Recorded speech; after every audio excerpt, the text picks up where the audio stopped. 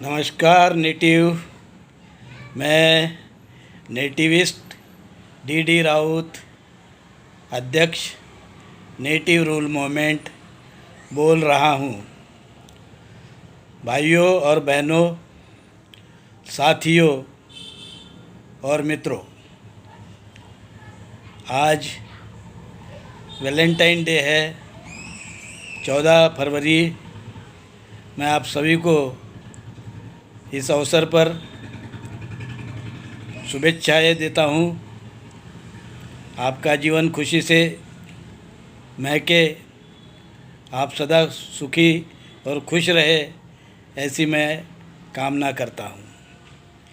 Valentine day यह प्यार और मोहब्बत का दिन है।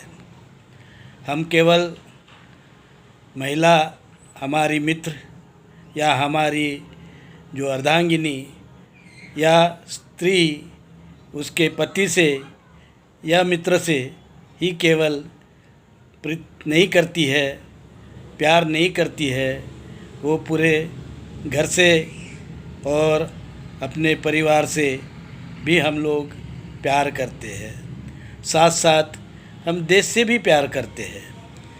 कोई ऐसा नागरिक नहीं होगा जो कहेगा मैं अपने देश से प्यार नहीं करता हूँ। तो मैं तो नेटिव हूँ, नेटिविस्ट हूँ, और इसलिए मैं सबसे पहले नेटिविज़म से प्यार करता हूँ। मेरा जो सिद्धांत है नेटिविज़म, उसे मैं गुरु मानता हूँ और मैं उससे बहुत मोहब्बत करता हूँ, प्यार करता हूँ। फिर मैं अपना जीवन दर्शन मानता हूँ नेटिव हिंदुत्व को, इसलिए मैं मेरे जीवन दर्शन को, जीवन मार्गदर्शन को मैं प्यार करता हूँ, मोहब्बत करता हूँ। मेरा जीवन दर्शन जो है नेटिव हिंदुत्व है। नेटिव हिंदुत्व क्या है? जो ब्राह्मण नहीं है वो है, जो गैर ब्राह्मण है वो है। मैं उन सभी गैर ब्राह्मण नेटिव भाइयों से बहुत ही मोहब्बत करता हूँ, प्यार करता हूँ, उनकी खुशी की चाहत रखता हूँ। साथियों, आज हम देख रहे हैं नेटिव लोग कितने ही समस्या से जूझ रहे हैं। आज तो सबसे बड़ी एक समस्या विकराल रूप ले चुकी है, वो है न्याय नहीं मिलना। आज न्याय व्यवस्था जर्जर हो चुकी है। न्याय व्यवस्था इतनी कमज़ोर हो चुकी है कि वो न्याय ही नहीं करना चाहती है। वो एक प्रकार से जो है गुलामगिरी, किसी न किसी सत्ताधीश की गुलामगिरी कर रही है, ऐसा प्रतीत हो रहा है। न्याय व्यवस्था में आज हम देख रहे हैं गरीब न्याय जो है मांगते मांगते मर जाता है, उसको न्याय नहीं मिलता है उसकी ज़िंदगी में। कई साल उसको लड़ना पड़ता है और तब भी जो उसको न्याय मिलेगा इसकी कोई उम्मीद नहीं की जा सकती है। जो न्याय देने वाली दो एजेंसियां होती है, पुलिस और फिर जो जांच करती है वही, अगर वो अलग से जांच करने वाली एजेंसी न हो तो हम कहेंगे पुलिस, और न्याय करने वाली यंत्रणा होती है वो होती है न्यायालय। पुलिस क्या है? पुलिस एडमिनिस्ट्रेशन है, सरकार है, सरकार का हिस्सा है। वैसे जुडिशरी भी सरकार का हिस्सा है, पर वो बहुत हद तक स्वतंत्र है, वो स्वायत्त है। वो अपना सरकार के नियंत्रण के बाहर में भी अपने निर्णय दे सकता है, क्योंकि वो कायदे से बंधे होते हैं। इसलिए जुडिशरी पर हम लोग ज़्यादा विश्वास करते हैं और करना चाहिए। पर दुर्भाग्य से आज जुडिशरी, न्याय व्यवस्था इतनी जर्जर हो चुकी है कि न्यायालय से किसी को भी न्याय की उम्मीद करना बहुत ही मुश्किल हो गया है। न केवल जो विलंब हो रहा है इसके कारण, बल्कि अब जो न्यायालय एक प्रकार का आदेश देने लगा है, न्याय करने नहीं लगा है। ये एक बात है। फिर ऐसी क्या बात हो गई कि न्यायालय अब न्याय नहीं करता है, आदेश देता है। और वो आदेश जो देता है वो किसके कहने से देता है?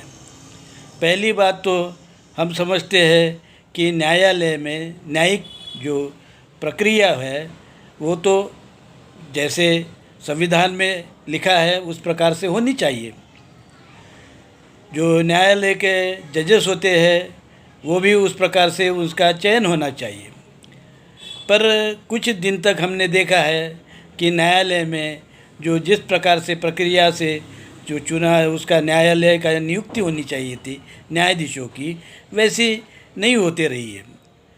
वहाँ भाई भतीजावाद इस कदर हावी हो गया है कि वहाँ के जो सुप्रीम कोर्ट के, हाई कोर्ट के जजेस होते हैं वो अपने भाई भतीजे को किसी न किसी तरीके से वहाँ जो है लाते हैं, जुडिशरी में ले आते हैं, न्यायाधीश करके उनकी नियुक्ति की जाती है। और इस प्रकार से जो भाई भतीजावाद के कारण जो न्यायालय में न्याय मिलना चाहिए वो नहीं मिलता है। अब जो न्यायालय में दो प्रकार की जो है नियुक्ति होनी चाहिए होती है, जबकि एक ही प्रकार की नियुक्ति होनी चाहिए, वो है कि हम उसका वही चुनाव जो या नियुक्ति का आयोग बनाए। ग्रेजुएट, पोस्ट ग्रेजुएट, जो भी LLB है, LLM है, वो जो वकील है जिन्होंने अपनी सनद ली है, वो जो लोग हैं वो इस परीक्षा में बैठ सकते हैं और फिर उनका ये स्क्रीनिंग कमेटी के पास में उनका इंटरव्यू होने के बाद में उनका चयन होना चाहिए। पर इस प्रकार की जो है चयन प्रक्रिया नहीं हो रही है। वहाँ एक कॉलेजियम करके एक सिस्टम कुछ दिनों से ये काम कर रही है।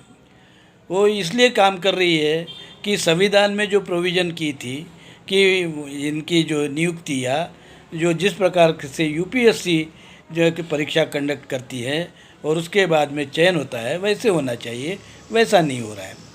तो कॉलेजियम में क्या होता है, कुछ गिने चुने जो सुप्रीम कोर्ट के जजेस है वो जो है उनकी कमेटी बनती है और वो जो लोग जो है नाम कुछ जो है वो तो सुझाव में देते हैं और उसके बाद में डायरेक्टली कुछ लोगों को नियुक्ति दी जाती है हाई कोर्ट के जजेस के जैसे पोस्ट पर उनकी नियुक्ति की जाती है। इसको कहते हैं कॉलेजियम। कॉलेजियम मतलब जो लोग जिस कॉलेज में जिस कॉलेज के प्रिंसिपल है वहीं लोग जो है अपना चुनाव इसका लेक्चरर का करते हैं। तो कॉलेज का प्रिंसिपल या कॉलेज के लेक्चरर करे तो कोई बुरी बात तो है नहीं, पर वहाँ भाई भतीजावाद तो नहीं होना चाहिए। फिर ये कैसे हो सकता है कि कॉलेजियम में हम लोग कहते हैं कि बहुत धांधली होती है? वो धांधली इसलिए होती है कि हम कॉलेजियम किसको कहते हैं इसके बारे में स्पष्टता नहीं है। पहली बात तो कॉलेजियम का अर्थ होना चाहिए कि जो बार काउंसिल ऑफ इंडिया है वो है कॉलेजियम, क्योंकि बार काउंसिल ऑफ इंडिया के सभी जो वकील है उसके क्या होते हैं, वो सदस्य होते हैं, उसका सनद लिए हुए है मेंबर होते हैं। और जो मेंबर होते हैं इसलिए बार काउंसिल ऑफ इंडिया ये जो है क्या करे, वो परीक्षा ले। वकीलों की जो जजेस बनना चाहते हैं, इच्छुक है, वो अपना आवेदन करे और उनकी परीक्षा ली जाए। और जो जिस प्रकार से UPSC की परीक्षा होती है उसी प्रकार से उनकी परीक्षा ली जाए और फिर उसके बाद में उनकी मेरिट बेसिस पे उनकी नियुक्ति की जाए। तो इसको हम कॉलेजियम कहते हैं। पर दुर्भाग्य से जो सुप्रीम कोर्ट में बैठे हुए जज है वो कॉलेजियम किसे कहते हैं, वो अपने आप को कॉलेजियम कहते हैं। सुप्रीम कोर्ट में बैठे हुए जज वो कहते हैं कि हम कॉलेजियम हैं। कॉलेजियम ऐसा नहीं होता है। कॉलेजियम है सभी जो LLB है, LLM है और या PhD भी किए हुए लॉ में, ये सब जो वकील करके उन्होंने अपना सनद लिया हुआ है और बार काउंसिल ऑफ के सदस्य है, वो सभी लोग हैं इसके ये जो सदस्य है ये कॉलेजियम है। ये कॉलेजियम जो है उसने एक परीक्षा कंडक्ट करना चाहिए और उन्होंने उसकी नियुक्ति करनी चाहिए, रिकमेंडेशन करना चाहिए और उस बेसिस पे जो है हमारी गवर्नमेंट की जो जो भी नियुक्ति करने वाली एजेंसी है, सरकार मिनिस्ट्री है, उन्होंने नियुक्ति करनी चाहिए, जिससे कि भाई भतीजावाद जो है वहाँ अपना जुडिशरी में ना पनपे। तो ऐसा नहीं हो रहा है, इसलिए जुडिशरी में भाई भतीजावाद ये काफ़ी बढ़ गया है। अब इसका नतीजा क्या हो गया? नतीजा ये हो गया कि जो भी ऐसे गलत रास्ते से वहाँ पहुँच जाते हैं वो न्याय नहीं करते हैं। वो इसलिए न्याय नहीं करते हैं कि उनका जो रवैया है, उनकी जो सोच है, वो जो है न्याय के प्रति वफादार नहीं है। तो जिन्होंने उनको नियुक्ति दी है उसके प्रति वो अपनी वफादारी बताते हैं। वो सरकार के जो है वो वफादार है ऐसे बताते हैं, जबकि सरकार और जुडिशरी ये दोनों अलग अलग अपने स्वतंत्र रूप से काम करते हैं। तो नतीजा क्या हुआ है? नतीजा ये हुआ कि जो हम देखते हैं जो अभी अभी कुछ फैसले आए हैं, जैसे हम देखते हैं कि राम मंदिर का, बाबरी मस्जिद का फैसला है, वो जो फैसला आया है वो न्याय नहीं हुआ है। तो लोगों को लगने लगा है कि इसमें जो सुप्रीम कोर्ट आजकल न्याय नहीं करता है, अपना निर्णय देता है। अब जब निर्णय देंगे तो न्याय की प्रक्रिया नहीं होगी तो लोगों का विश्वास उठ जाएगा। फिर ये एक जो चीज़ आप करेंगे, किसी एक केस में आप इस प्रकार का हस्तक्षेप कर न्याय नहीं करेंगे, निर्णय देंगे, फिर आपकी जो है मनोवृत्ति उसी प्रकार से हो जाती है, और जिसका नतीजा क्या निकलता है कि आपकी पूरी सिस्टम जो है चरमरा जाती है। तो इसी प्रकार से भारत की जो न्याय व्यवस्था की जो सिस्टम है, उसकी जो इमारत है वो जर्जर हो चुकी है। वो गिरने के कगार पे आ गई है। जहाँ वहाँ उसको जो है भगदड़ जो है होने लगे है, और वहाँ जो है वो गिरने लगी है, इमारत गिरने लगी है।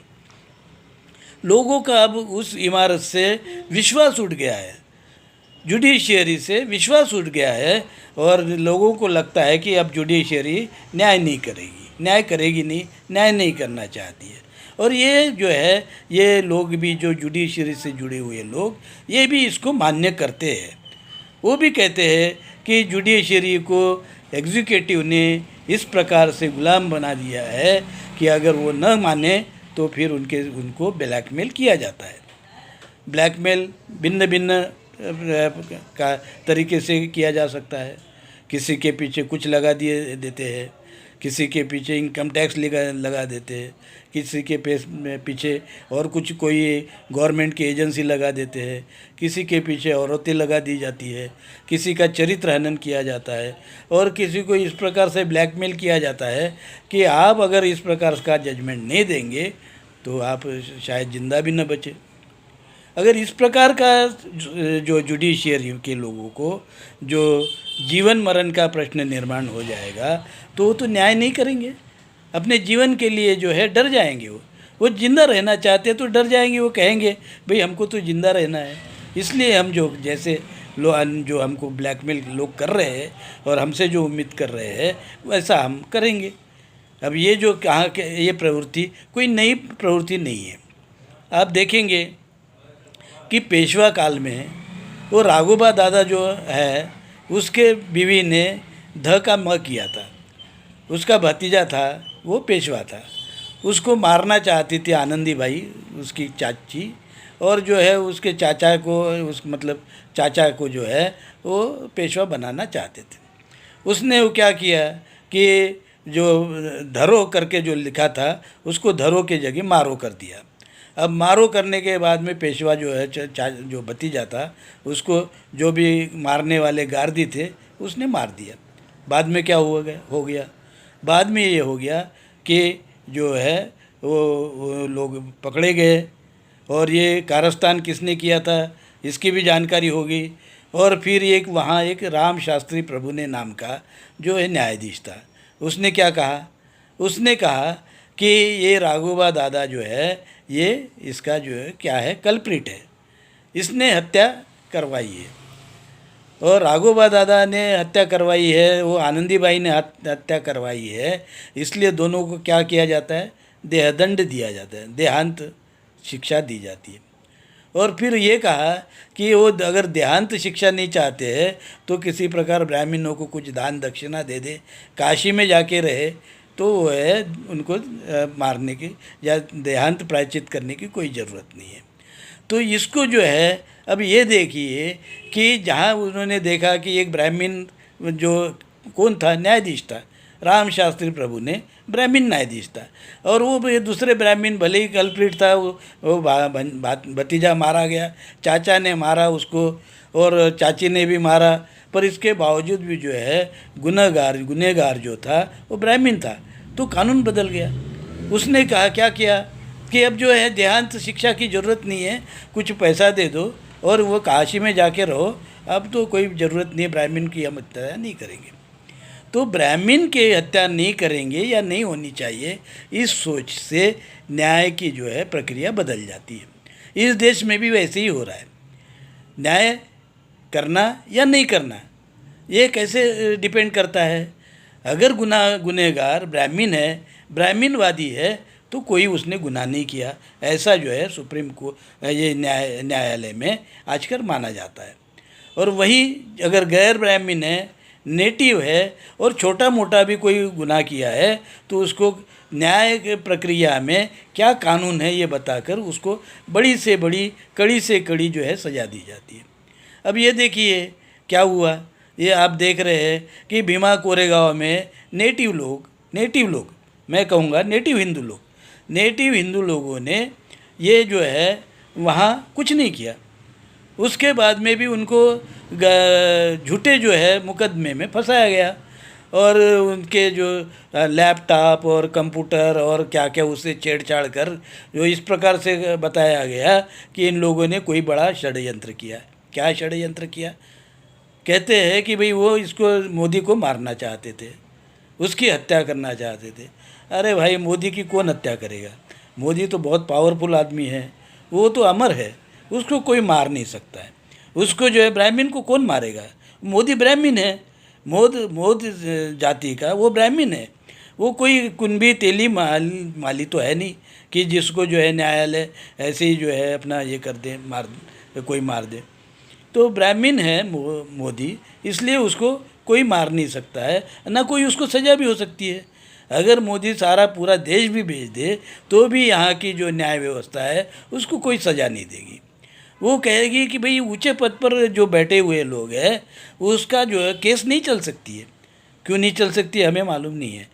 ऊंचे पद पर है तो केस नहीं चल सकती है, गैर ब्राह्मण है ऊंचे से ऊंचे पद पर हो तो चल सकता है, ब्राह्मण है या ब्राह्मणवादी है तो नहीं चल सकता है।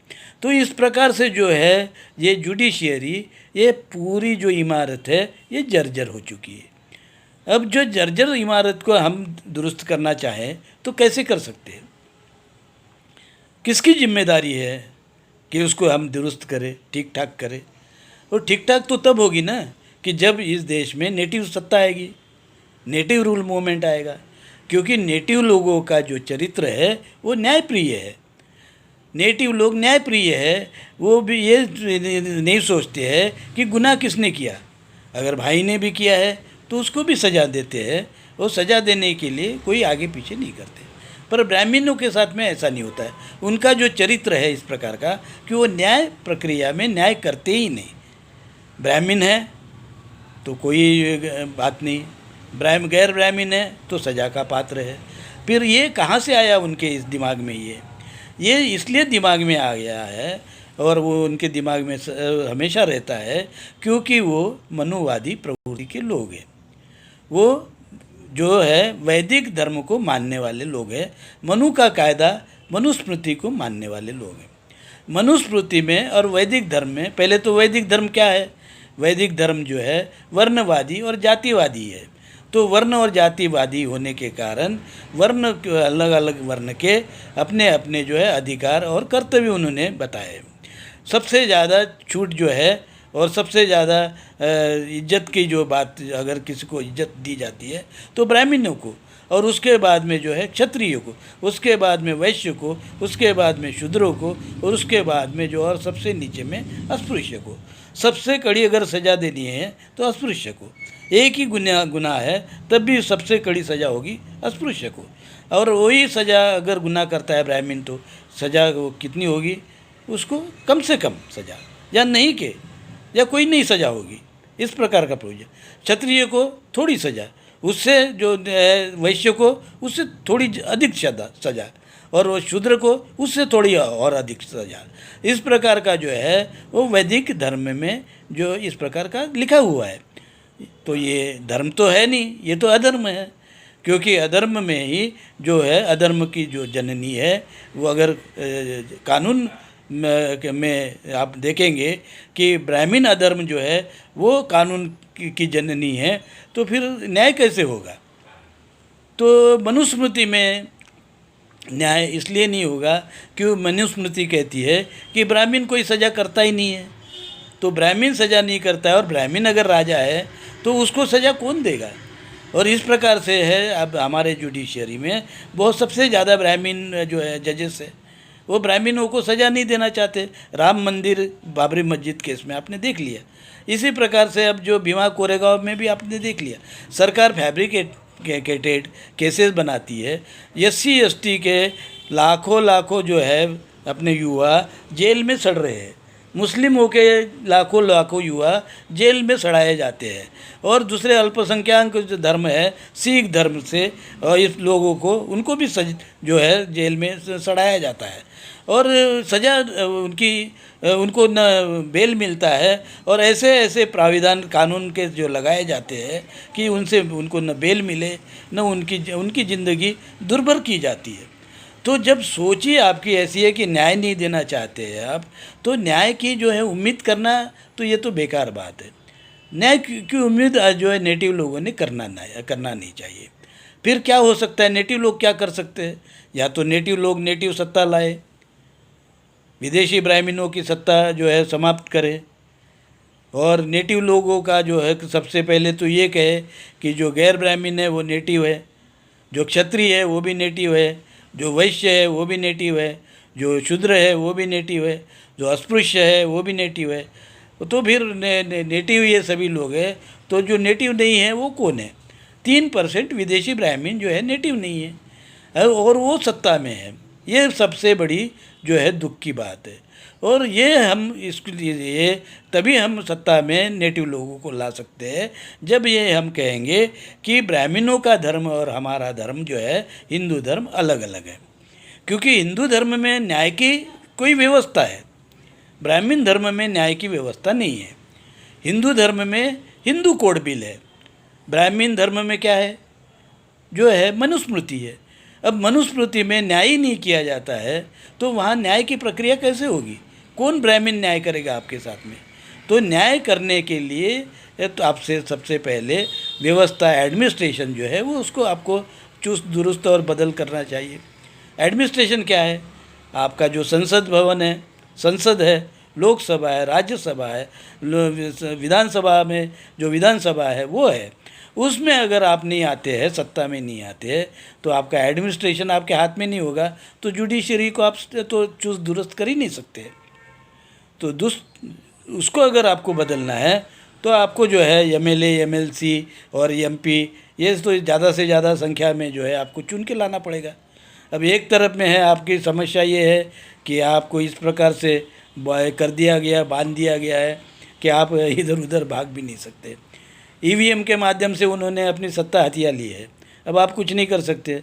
वो जब तक इलेक्शन कमीशन ये नहीं कहेगा कि नहीं भाई अब तो इलेक्शन जो है EVM से नहीं होगे, तब तक जो है आप भूल जाइए, सत्ता को भूल जाइए, भले ही आपके साथ में कितनी भी मेजॉरिटी क्यों न हो। वोट देने वाले आपके पास में 51% से भी ज़्यादा होंगे तब भी आप सत्ता में नहीं आएंगे, क्योंकि EVM के माध्यम से गोलमाल किया जाएगा। तो जब EVM के माध्यम से सरकार में गोलमाल किया जाएगा तो जुडिशरी कैसे बदलेगी। जुडिशरी बदल नहीं सकती। जुडिशरी को बदलना है तो हमको जो है अब जो बार काउंसिल ऑफ इंडिया को जो है इसको कॉलेजियम मानना पड़ेगा, उसको UPSC के तर्ज पर काम करना पड़ेगा। अगर ऐसा नहीं करेंगे तो फिर ये इमारत को हम ठीक कभी नहीं कर पाएंगे। या तो फिर दूसरी एक और बात हो सकती है कि हम जब नेटिव रूल आता है तो हम नेटिव कोर्ट का निर्माण करें। नेटिव कोर्ट का निर्माण करें। नेटिव कोर्ट में नेटिव लोग ही होंगे, वो ही जजेस होंगे, क्योंकि उनमें न्याय का जो है चरित्र है। वो न्याय कर सकते हैं, वो अन्याय सहन नहीं कर सकते, किसी के ऊपर में भी, अपने ऊपर में भी और दूसरे के भी ऊपर में भी, तो वो न्याय कर सकते हैं। तो न्याय जो कर सकते हैं ऐसे कोर्ट आना चाहिए। इसलिए मैं कहूँगा कि अब जो जो कोर्ट है, सुप्रीम कोर्ट और हाई कोर्ट वगैरह को, इसको जो है नेटिव कोर्ट में तब्दील करना चाहिए।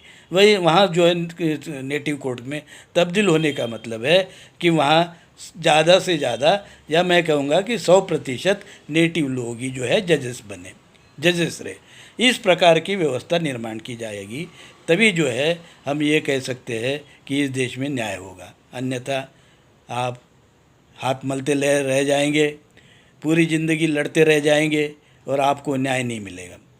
न्याय नहीं मिलेगा, फिर वही तारीख पे तारीख होगी और न जाने कितने जो है पुलिस आपके ऊपर में केसेस लगाएगी, ये धारा, ये धारा, वो धारा, और इस प्रकार का जो है आप कोर्ट में आप कोर्टबाजी करते रहेंगे। और जो न्यायाधीश बैठे हुए हैं उनका, जिनका चरित्र जो है ब्राह्मणवादी, ब्राह्मण का चरित्र है, वो से आप न्याय की अपेक्षा नहीं कर सकते। आज के दिन में इतना ही कहूँगा। साथियों, धन्यवाद। जय हिंद, जय नेटिव।